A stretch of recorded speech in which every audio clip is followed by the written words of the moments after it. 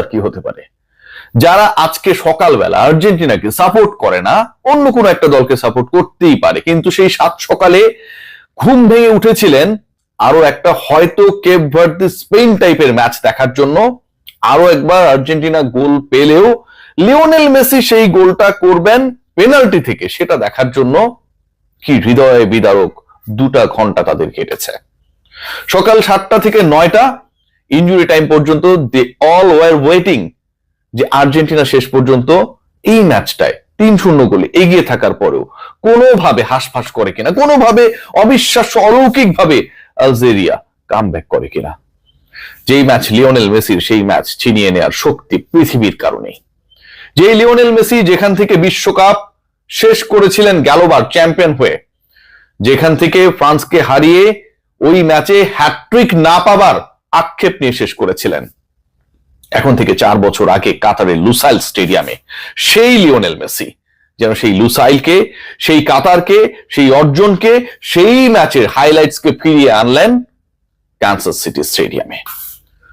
Hat trick করেছেন, Argentina 3 গোল দিয়েছে, 3টাই Lionel মেসির। এতটা আলো ছড়িয়েছে যে অন্য কোন ফুটবলার, অন্য কোন স্ট্রাইকার নাম্বার 9 নিয়ে যে এত আলোচনা হচ্ছে যে আলভারেজ নাকি মার্টিনেজ, সেগুলোর যেন কোনো ছাপ ছিল না।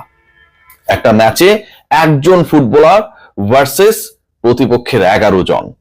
জিনেদিন জিদান তার ছেলেকে ইন্সপায়ার করার জন্য যখন গ্যালারিতে দাঁড়িয়ে তার ফ্যাকাশে মুখ দেখে বোঝা যায় যে লিওনেল মেসির পারফরমেন্সটা আসলে কতটা আলো ছড়িয়েছিল। লিওনেল মেসির পারফরমেন্স যখন আলো ছড়ায় ঠিক তখন রেকর্ড হয়, রেকর্ডের পাতা নতুন করে লিখা হয়।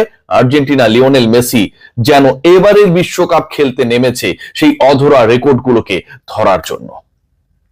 বিশ্বকাপ 6ঠবারের মতো খেলতে নামা এলেন টেন কখনোই এর আগে হ্যাটট্রিকের দেখা পান নাই, আজকে সেই কাজটাই করলেন। যেই মিশন শুরু হয়েছিল ম্যাচের 17তম মিনিটে, সেটা গিয়ে ফিনিশিং টাচ পেল 76 মিনিটে। 17 মিনিটে শুরু, 60 মিনিটে দ্বিতীয় গোল, 76 মিনিটে গিয়ে যেই গোলটা করলেন ডি বক্সের বাইরে থেকে, যে শট আটকানোর ক্ষমতা পৃথিবীর কোনো গোলরক্ষক রাখে না, লিওনেল মেসির হ্যাটট্রিকটা পূরণ হয়ে যায় তখনই। লিওনেল মেসির এই হ্যাটট্রিক লিওনেল মেসিকে বিশ্বকাপে কখনো হ্যাটট্রিক না করার যেই আক্ষেপ, এত অর্জন, এত আক্ষেপের জায়গায় যে ছোট ছোট ব্যাপারগুলো ছিল, সেই ব্যাপারগুলোকে যেন পূরণ করার জন্য ওই 76 মিনিটের গোলটা অপেক্ষায় ছিল। লিওনেল মেসির হ্যাটট্রিক বিশ্বকাপে, এবং সেটার সাথে সাথে বিশ্বকাপ ইতিহাসে সর্বোচ্চ গোলদাতা যৌথভাবে হয়ে গেলেন মিরোস্লাভ ক্লোজার সাথে লিওনেল মেসি। লিওনেল মেসি শুরু করেছিলেন 13তে, 14, 15, 16 আলজেরিয়ার বিপক্ষে এক ম্যাচে 3 গোল দিয়ে তার বিশ্বকাপের গোল সংখ্যা দাঁড়ালো 16। কিলিয়ান এমবাপ্পে এর আগে ম্যাচে সেনেগালের বিপক্ষে ডাবল করেছিলেন। লিওনেল মেসি, যেহেতু Mbappe runners up, Lionel Messi champion, তার থেকে তো একটা হলেও বেশি গোল করা উচিত, সেই কাজটাই যেন করলেন। এবারের বিশ্বকাপের প্রথম হ্যাটট্রিকটাও হলো, যেই বিশ্বকাপে কেপ ভার্দে আটকে দেয়, যেই বিশ্বকাপে উরুগুয়ে আটকে যায়, যেই বিশ্বকাপে ব্রাজিল গোল করতে পারে না, তাদেরও আটকে যেতে হয় মরক্কোর বিপক্ষে, সেই বিশ্বকাপে গোল করাটা যেন আর্জেন্টিনার জন্য এতটাই সহজ যতটা আসলে লিওনেল মেসির জন্য রেকর্ড ভাঙা সহজ। আজকের এই ম্যাচের সবচেয়ে বড় প্রাপ্তির জায়গা, যে স্টার্টিংটার জন্য লিওনেল স্ক্যালোনি ওয়েট করছিলেন, সেই অপূর্ব অপার্থিব সুন্দর স্টার্টিংটাই যেন একজন ফুটবলার আর্জেন্টিনার কোটি কোটি ফুটবল সমর্থকদের তার বাঁ পায়ের জাদুতে এনে দিয়েছেন। হ্যাটট্রিক করেছেন, প্রথম হ্যাটট্রিক বিশ্বকাপে করেছেন, সর্বোচ্চ গোলদাতা হয়ে গেছেন প্রথম ম্যাচেই। আর মাত্র একটা গোল করলেই লিওনেল মেসি এককভাবে বিশ্বকাপ ফুটবলের ইতিহাসে সর্বোচ্চ গোলদাতা হয়ে যাবেন, সেই জায়গাটাও নিশ্চিত করে ফেলেছেন। অথচ ম্যাচটা শুরুটা কেমন ছিল? শুরুটা ছিল আক্ষেপে ভরা। শুরুতে মনে হচ্ছিল যে বুক করে দুরু দুরু। 5 মিনিটে আর্জেন্টিনার এগিয়ে যাওয়া, ওই গোলটাও লিওনেল মেসিই করেছিলেন। অফসাইডের ফাঁকে শেষ পর্যন্ত সেই গোল বাতিল হয়ে যায়। 3 মিনিটের মধ্যে আলজেরিয়ার গোল। চীনের রক্ষণ হয়ে দেয়াল হয়ে দাঁড়ানো এমি মার্টিনেজকে ফাঁকি দিয়ে বল চালে জড়ালো।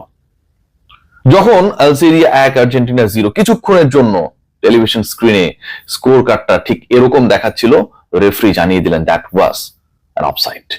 এবং এই যে অফসাইড, প্রথম 8 মিনিটের মধ্যে, প্রথম 10 মিনিটের মধ্যে দুটা গোল বাতিল হয়ে গেল অফসাইডের কারণে। তারপর থেকেই যেন লিওনেল মেসি তাতিয়ে উঠলেন, হ্যাটট্রিক করলেন। সেই হ্যাটট্রিকের মধ্যে, এই 3টা গোলের মধ্যে কোনো পেনাল্টি নেই। এমন কোন গোল তিনি করেন নাই যেখানটায় হচ্ছে সেট পিস থেকে বা ডেড বল থেকে তাকে গোল করতে হয়েছে। যেভাবে লিওনেল মেসি 17তম মিনিটে গোলটা করলেন, ওই গোলটা তাকেই মানায়। এবং ওই গোলে যেই পাওয়ার তিনি অ্যাপ্লাই করেছেন, যেভাবে অ্যাপ্লাই করেছেন, ডি বক্সের বাইরে থেকে সামনে একজন ডিফেন্ডার, তার ঠিক সেম লাইনে গোলকিপার ওয়েট করছে, জিদানের পুত্র জুনিয়র জিদান বলকে টাচও করলেন, but the power was excessive. শেষ পর্যন্ত সেই পাওয়ারফুল বলকে, মেসির সেই শটকে আটকানোর ক্ষমতা ছিল না জিদান পুত্রের।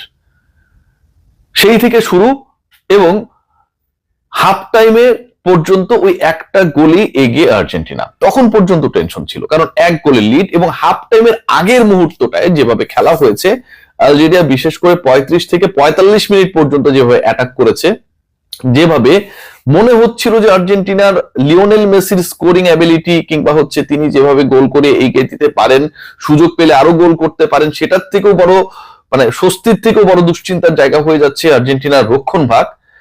বিপরীত ঘটনাটা ঘটেছে ঠিক ব্রেকের পর থেকে।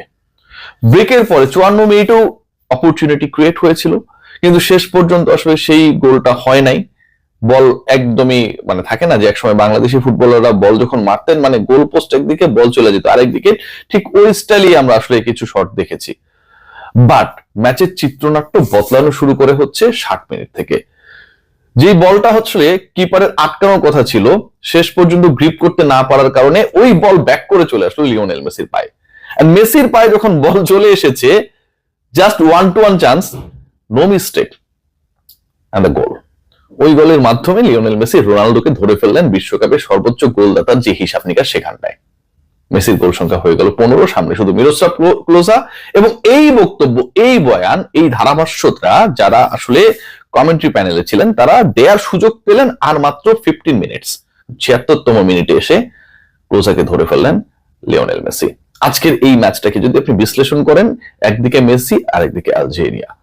একলা মেসি হারিয়ে দিয়েছেন 3 গোলে, 3টা তিনি করেছেন, হ্যাটট্রিক করেছেন, বিশ্বকাপের সর্বোচ্চ গোলদাতা হয়েছেন, এবারে বিশ্বকাপের প্রথম হ্যাটট্রিকটা তিনি করে ফেলেছেন। অসংখ্য রেকর্ডের নামের পাশে রেকর্ডের বরপুত্র লিওনেল মেসি তার নামটাকে খোদাই করে রেখেছেন আজকের এই ম্যাচে। তবে তারপরেও আর্জেন্টিনার রক্ষণ নিয়ে যথেষ্ট পরিমাণ আমার কাছে মনে হয় দুশ্চিন্তার জায়গা রয়েছে।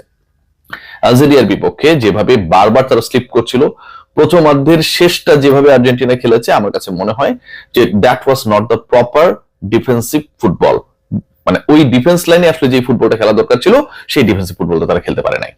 আবার মিডফিল্ডে যদি আমরা দেখি, যে আজকের এই ম্যাচে সাপ্লাই চেইনটা খুব বেশি প্রপার ছিল না, প্রচুর বল হারিয়েছে, বল লুজ করেছে, যেটা আসলে বড় প্রতিপক্ষ এবং নেক্সট স্টেজ গুলোতে আর্জেন্টিনার জন্য আমার কাছে মনে হয় সেটব্যাক হতে পারে। থার্ড যে পয়েন্ট, আজকের ম্যাচে আপনি যদি খেয়াল করে দেখেন, যে যেভাবে মানে লতারো মার্টিনেজ 54 মিনিটে যে কথাটা বলছিলাম, যে এমন ভাবে বলটা মারলেন, ওই বল মনে হচ্ছিল যে আসলে গোল পোস্টটা কোথায়, গ্যালারিতে কিনা। তারপর পরই তাকে আসলে সরিয়ে ফেলা হয়, তাকে নামিয়ে নেওয়া হয় এবং পরবর্তীতে আলভারেজকে সুযোগ দেওয়া হয়।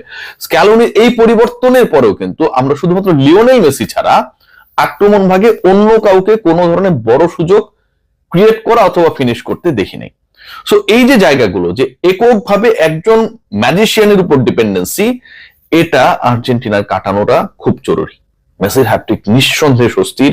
মেসিকে এভাবে 3টা গোল করতে দেখা বিশ্বকাপে প্রথমবারের মতো বিশাল স্বস্তির। ক্লোজাকে ধরে ফেলা বিশাল স্বস্তির। রেকর্ড বুকে লিওনেল মেসি তার নামটা নতুন করে লিখালেন, বিশাল স্বস্তির। আর্জেন্টিনা 3-0 আলজেরিয়াকে হারিয়ে বিশ্বকাপ ক্যাম্পেইন শুরু করলো, বিশাল স্বস্তির। কিন্তু অন্য যারা, তারা যে একদমই কোনো সুযোগ ক্রিয়েট করতে পারলো না আর্জেন্টিনার অ্যাটাকিং লাইন আপের, এটা কিন্তু একটা বড় অস্বস্তির কারণ। সবাই ভালো থাকবেন।